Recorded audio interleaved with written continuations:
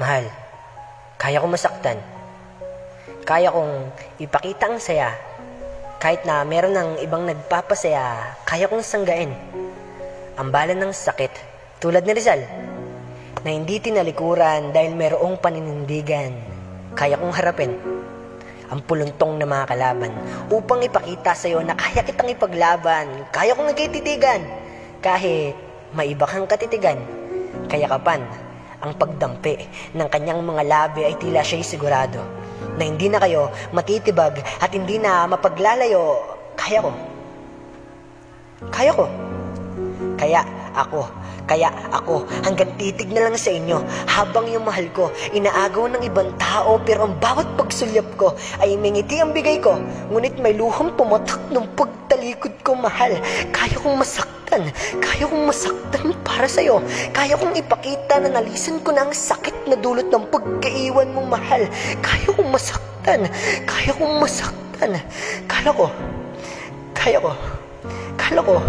Kaya ko nang pakawalan ang babaeng unang nagparamdam sa akin ng pagmamahal, unang nagparamdam sa akin ng tunay na pagmamahal, pero siya rin ang unang nagparamdam sa akin ng sakit, unang nang iwan sa akin, unang nagsabi sa akin na mahal kita, unang nagparamdam sa akin ng halaga.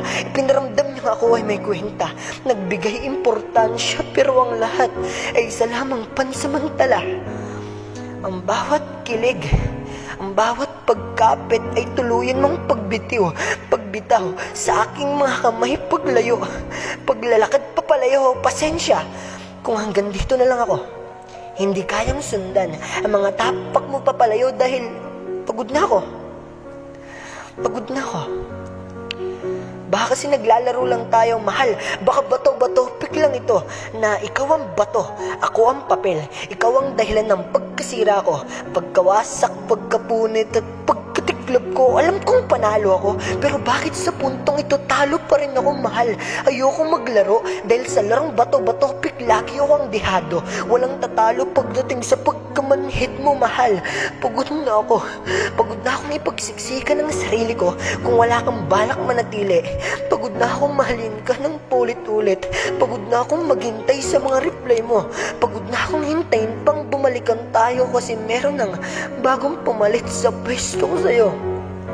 Mahal, pagod na akong maghintay sa lugar kung saan tayo unang nagsimula. Pagod na akong intindihin ka, pagod na akong magpatawad, pagod na akong masaktan, pagod na akong maging tanga, pagod na akong maging isang reserba, pagod na akong mahalin ka. Mahal,